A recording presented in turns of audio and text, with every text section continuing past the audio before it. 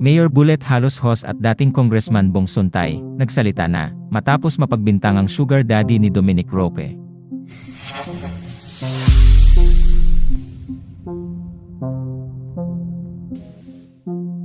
Magkasabay na nagpa-interview, sina Mayor Bullet Halos Hos, at dating Congressman Bong Suntay sa mamahayag na si Jay Ruiz kaugnay ng malisyosong pagkakalink sa kanila kay Dominic Roque.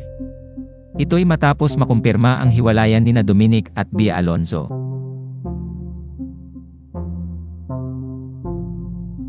Nadawit sina Dapitan City Mayor Bullet Halos Hos at dating Quezon City 4th District Representative Bong Suntay sa hiwalayan ng dating magkasintahan.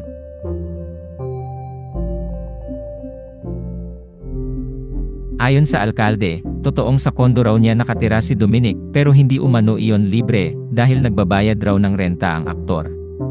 Noon pa man daw kasi ay pinaparentahan na niya ang kondong iyon at natigil lang dahil sa pandemic.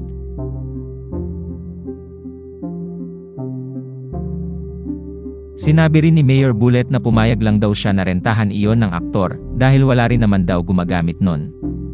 Si Dominic nga raw ang gumastos para ipaayos ang unit niya, kaya naman binigyan raw niya ito ng discount.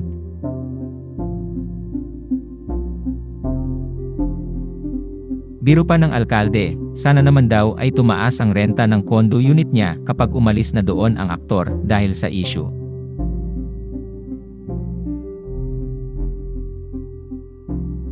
Anya, he's been staying there for almost 3 years, matagal na rin, ngayon na.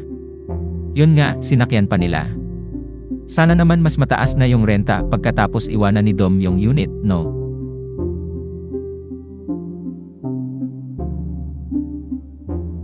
Pinapabayad ko sa kanya, hindi ko pinahiram.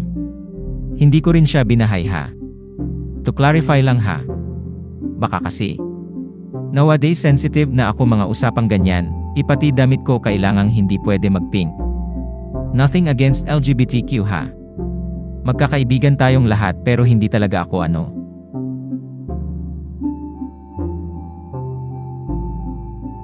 Bukod pa rito, nagpahaging din si Mayor Bullet sa mga taong nagkakalat ng maling impormasyon sa internet laban sa kanya.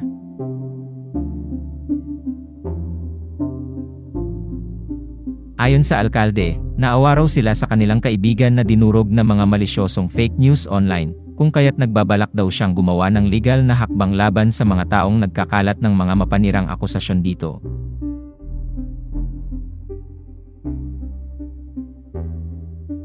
Samantala, naikwento ni Bong Suntay sa interview ang tungkol sa kung paano napunta si Dominic Roque sa kompanya niya bilang ambasador.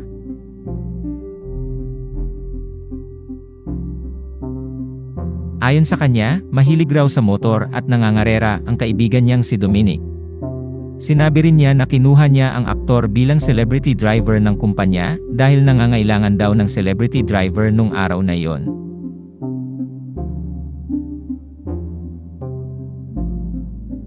Anya, si Dom, from being a friend, mahilig sa motor. Nangangarera yan, parang si Mayor Bullet, nangangarera yan ng motorsiklo dati. Because mahilig din siya sa motorsports, nung nagkaroon ang kumpanya ko, ang Clean Full, ng team, ang Formula V, yung predecessor ng Voice Cup, I decided to form a team doon sa karera na yan.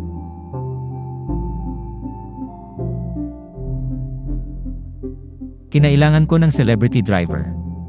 Kasi ang ano niyan, meron kaming professional driver, kumuha rin kami ng celebrity driver. Siyempre, sino pa ba ang kukunin ko? Kukunin ko na ang kaibigan ko to drive for us. Si Dominic ang naging celebrity driver.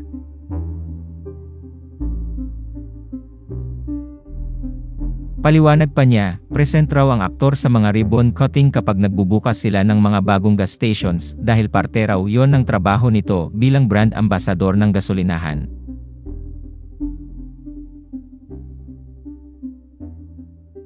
Salamat sa panonood.